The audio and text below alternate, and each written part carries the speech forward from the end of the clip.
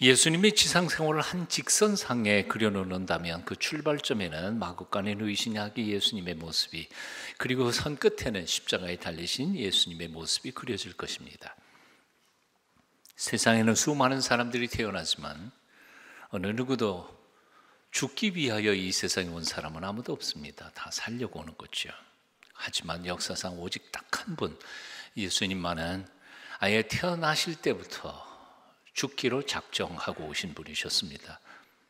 마가복음 10장 45절에서 주님은 이렇게 말씀하셨습니다. 나는 섬김을 받으려 온 것이 아니라 섬기려 왔고 많은 사람의 죄값을 치르기 위하여 내 생명마저 내어주려고 왔다. 예수님은 역사상 그 어떤 사람보다 위대한 선생님이셨습니다. 하지만 그분은 본래 가르치기 위하여 오신 분은 아니셨습니다. 예수님은 역사상 그 어떤 의사보다도 더 많은 사람들의 질병을 고치셨습니다. 치료하셨습니다. 하지만 예수님은 인간의 질병을 치료하려고 오신 분은 아니셨습니다. 예수님은 역사상 그 어떤 사회 사업가도 보다 더 많이 가난한 사람과 소외된 사람들을 사랑하셨고, 또한 그들을 위해 수많은 일들을 하셨지만 예수님은 사회복지 사역 하기 위해 오신 분은 아니셨습니다. 다시 말해서 예수님은 이 세상에 오신 목적이 훌륭한 교훈을 가르치기 위해서나 병자를 고치고 연약한 사람들을 돕기 위해서, 혹은 부패한 체제를 개혁하고 세상을 바꾸기 위해서 오신 것은 아니셨습니다. 예수님은 오직 우리 모든 허물과 죄를 대신 짊어지시고 대신 죽으러 오신 분이십니다. 이런 의미에서 예수님은 어떤 사람들이 생각하는 것처럼 위대한 휴머니스트가 아닙니다. 어떤 이들이 생각하는 것처럼 민중운동의 선구자도 아닙니다. 어떤 이들의 주장처럼 체제 개혁을 위해 싸우다가 억울하게 죽은 실패한 혁명가도 아닙니다. 가난한 사람, 소외된 계층을 돕던 단순한 사회사업가도 아니셨습니다. 예수님은 온 세상 만민들의 죄를 대신 짊어지고 죽으러 자원하여 오셨고, 피할 수 있으셨으나 피하지 않으셨고, 기꺼이 당신의 몸을 세상 죄인들의 죄값으로 치르시면서 아버지의 사랑과 섭리를 이루신 그야말로 구세주, 세상을 구원하는 주, 구주, 세이비어가 되셨습니다. 그래서 예수님의 생애에서 가장 중요한 것은 그의 가르침이 아닙니다.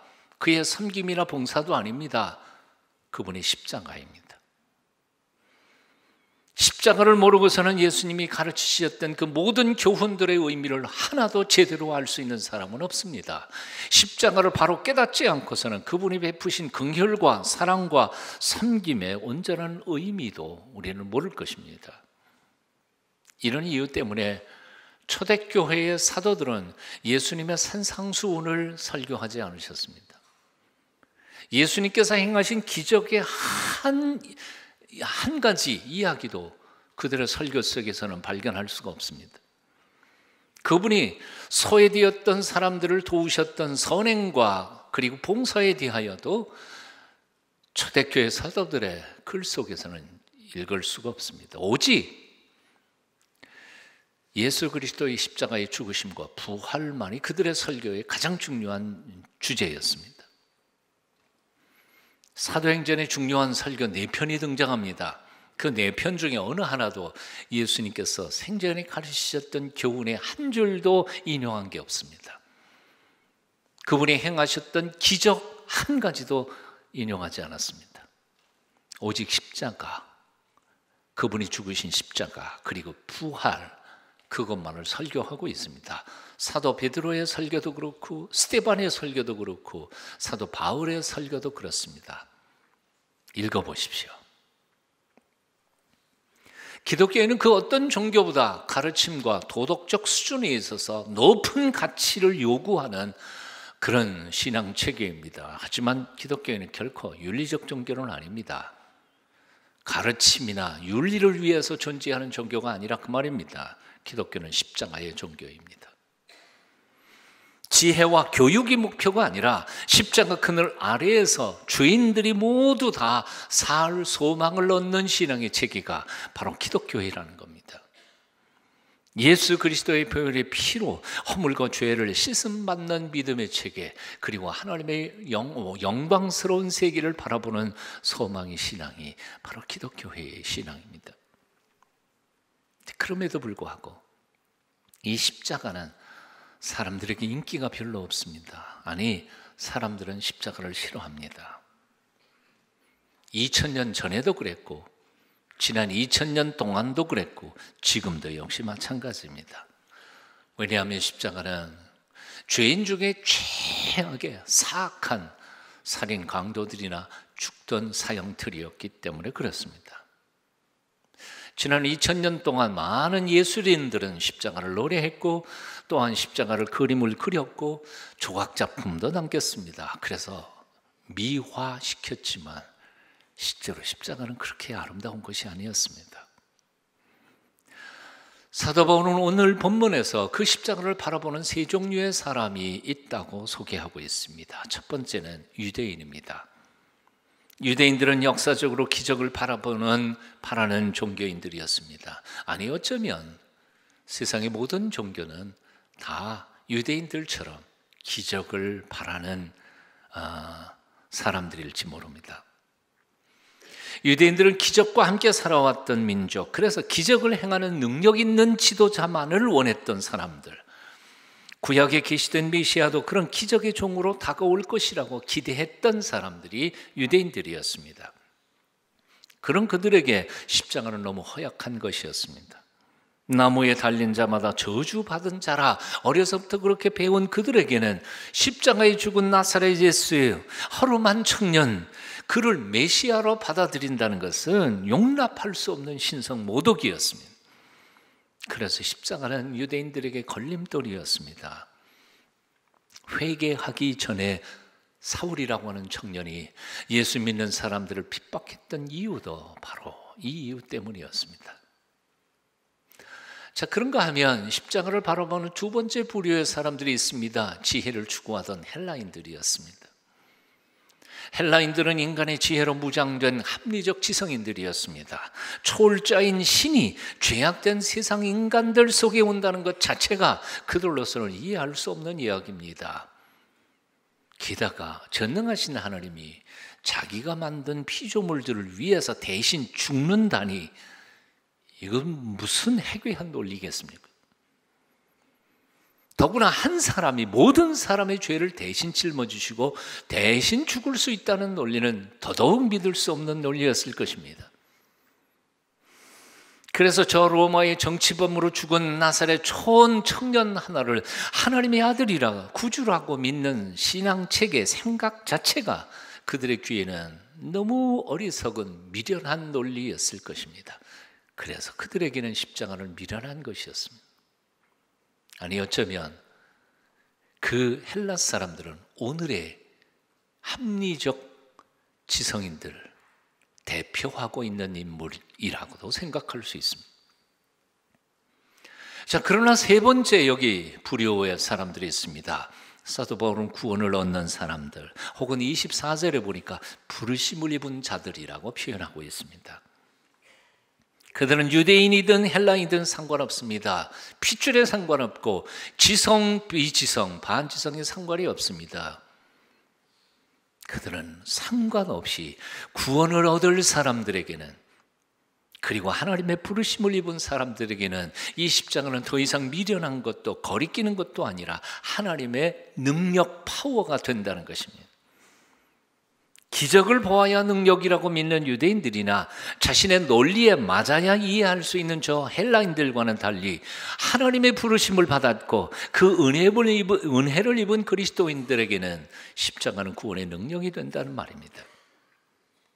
사실 오늘 본문에 나타난 종교인의 대표인 유대인, 지성인의 상징인 헬라인, 이 두 존재는 사실상 모두 이 본문을 쓰고 있는 사도 바울 자신의 과거의 모습이었습니다. 사도 바울은 유대인 중에 유대인이었습니다. 율법의 아들이라고 하는 바리새인이었습니다.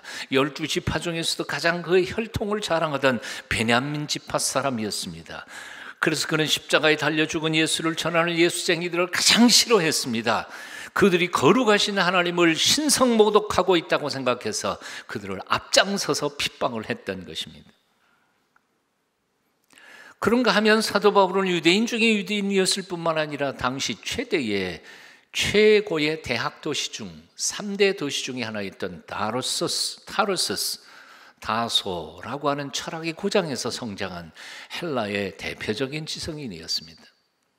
그런 바울에게는 십자가의 복음은 어리석기 짝이 없는 미련한 소리였습니다. 이해할 수 없는 우스꽝스러운 이야기였습니다.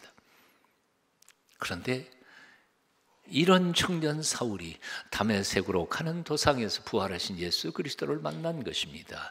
그리고 그분의 임재 앞에서 십자가의 의미를 비로소 온전히 깨닫게 된 것입니다.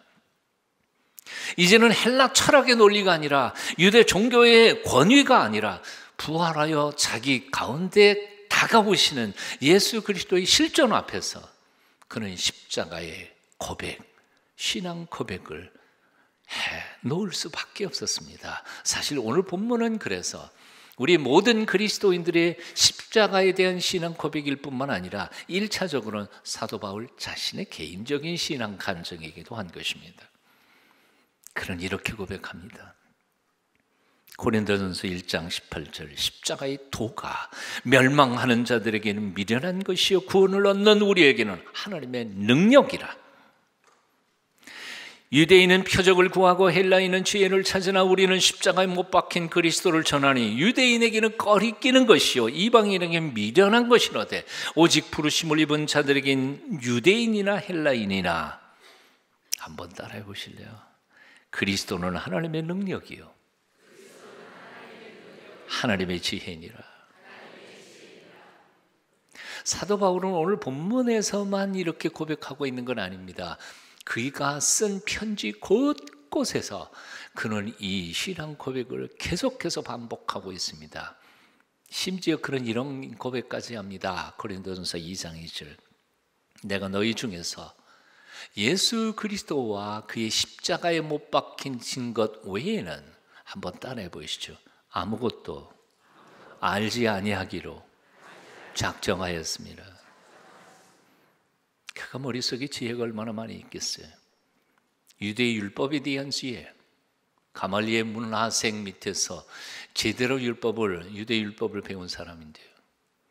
다 포기해버리고 헬라의 철학 다 버리고 십자가만 알기로 작정하였다. 갈라디아서 6장 14절은 또 이렇게 말합니다. 그러나 내게는 우리 주 예수 그리스도의 십자가 외에 결코 자랑할 것이 없으니. 그가 왜 자랑할 것이 없었겠어요? 인간적으로요.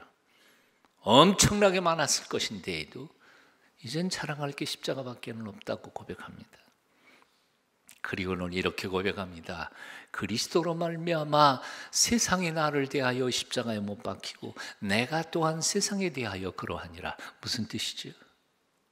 예수 그리스도로 말미암아 세상은 내게 의미 없고 세상도 나에게 의미 없을 뿐만 아니라 아마 나도 세상에 대하여 의미가 없을 거다. 관계 끊어버렸어요. 한번 따라해 보실래요?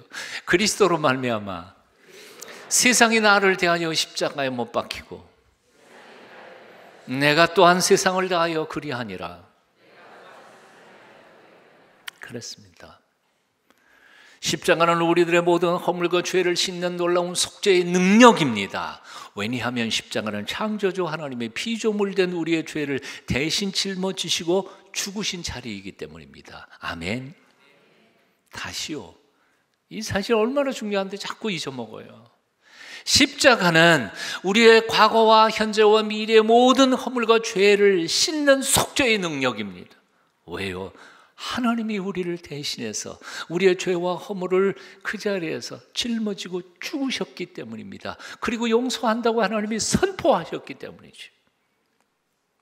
두 번째로요, 십자가는 죄 때문에 이 세상의 모든 질고와 고통과 아픔과 심지어는 죽음까지도 치유받을 수 있는 능력입니다. 아멘. 다시요. 무슨 뜻이에요?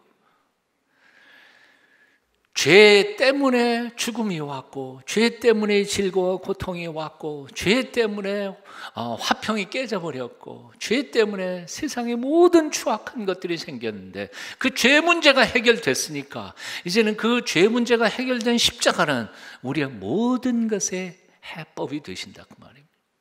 아멘.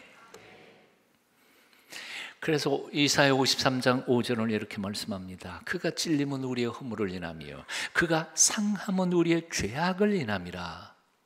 한번 따라해 보시겠습니다. 그가 징계를 받음으로 우리가 평화를 누리고, 그가 채찍에 맞음으로 우리가 나음을 얻었도다.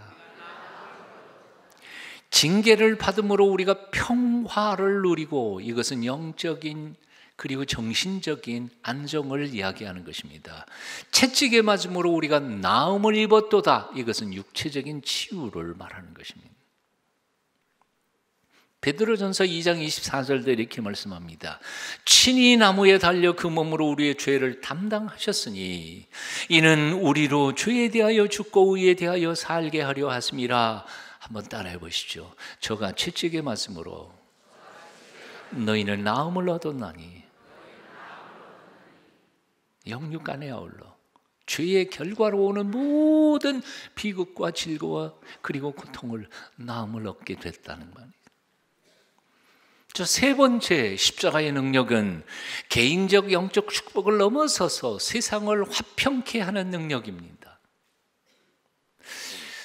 오늘날 많은 크리스천들은 너무 이기적이에요. 자기중심적이에요. 그래서 십자가를 그냥 내가 죄 용서 안 받고 이 다음에 천국 가는 개인적인 것으로만 생각하는 경향이 있어요.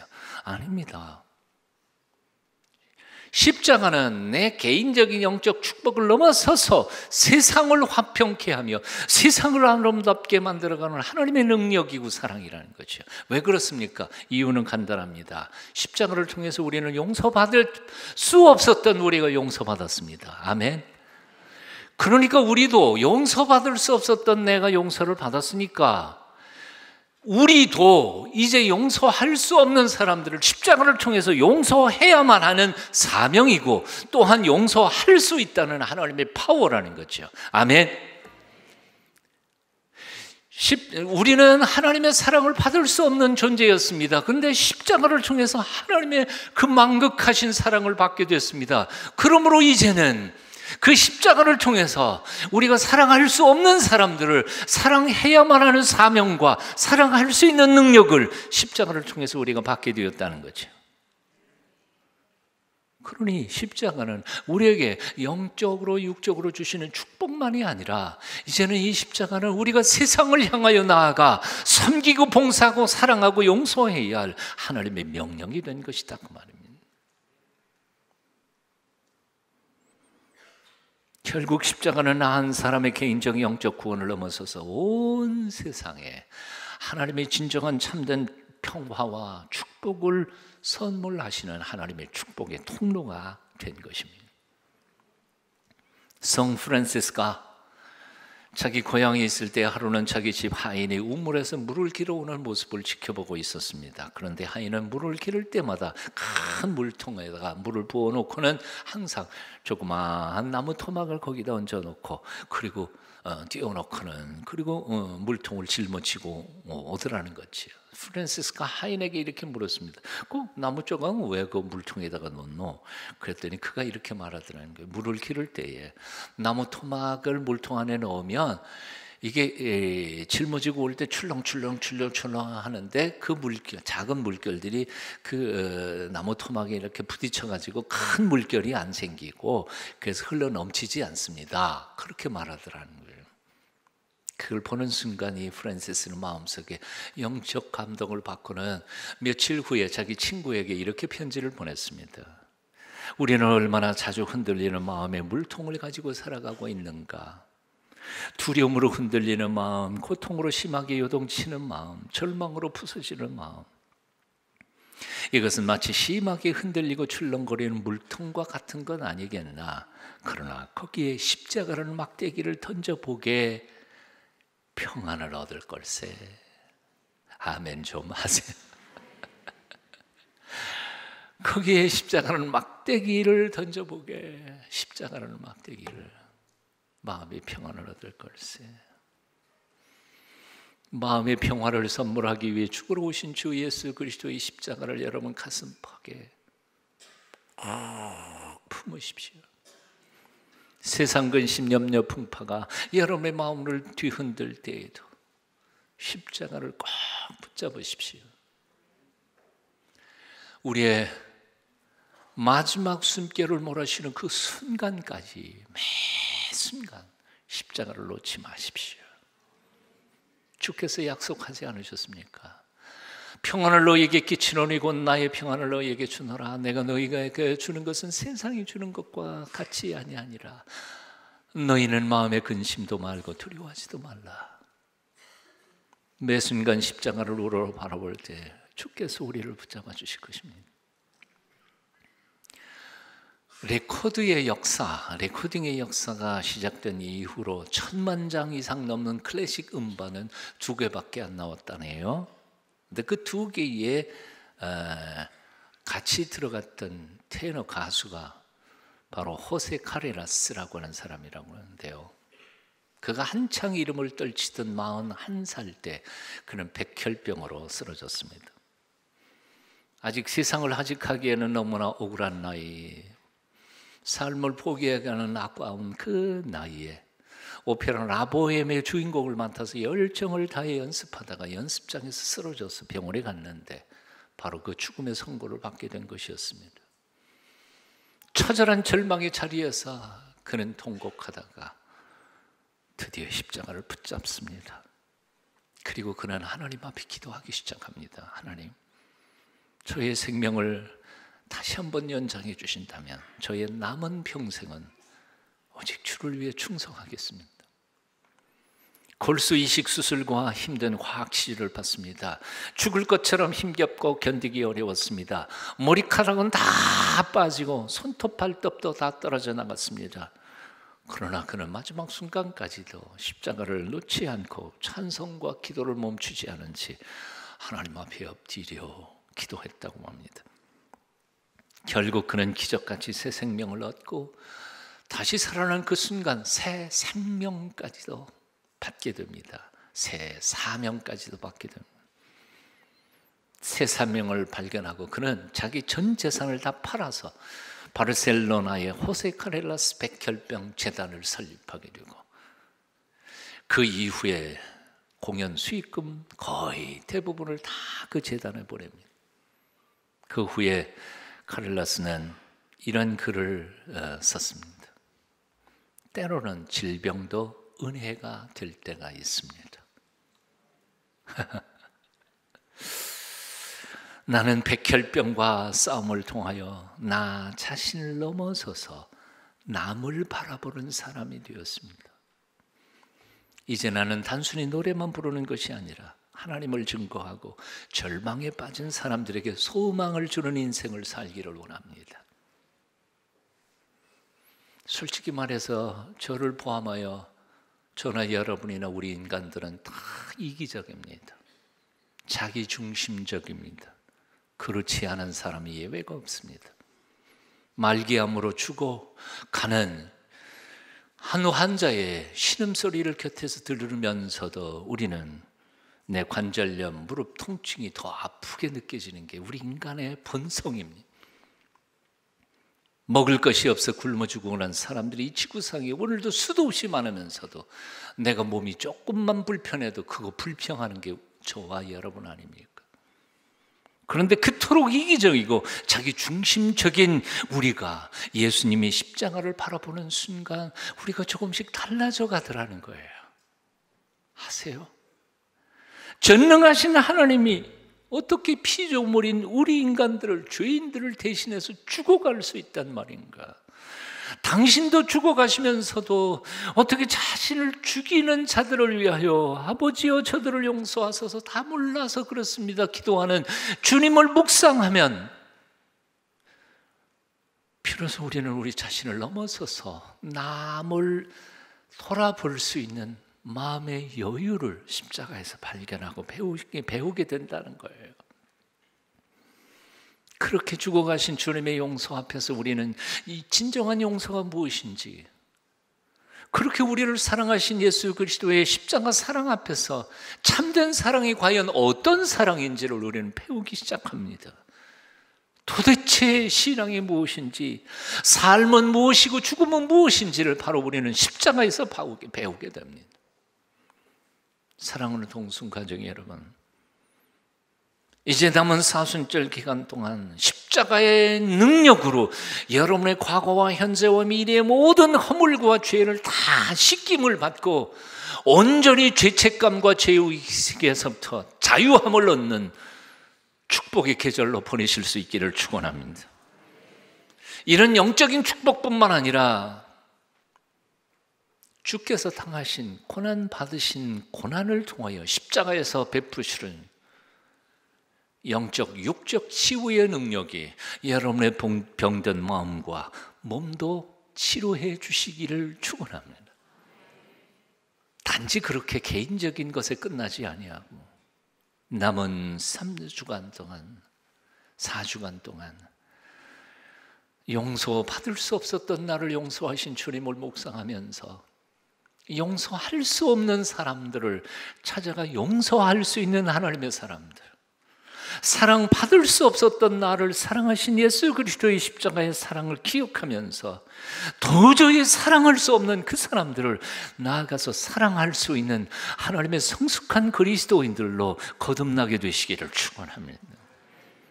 그리하여 여러분을 통하여 이 삶아 떠지는 한국 땅 이 사회가 화평케 되며 하나님이 기뻐하시는 멋지고 아름다운 세상 됐으면 좋겠습니다.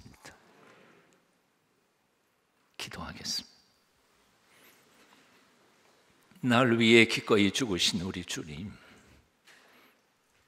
그 십자가의 사랑 온전히 깨달을 수 있게 도와주시옵소서. 그 사랑이 우리에게 차고도 넘쳐서 우리도 그렇게 남을 용서하고 사랑하며 하나님이 기뻐하시는 아름다운 세상 만들어 가도록 우리를 붙잡아 주시옵소서. 예수님 이름으로 기도합니다. 아멘.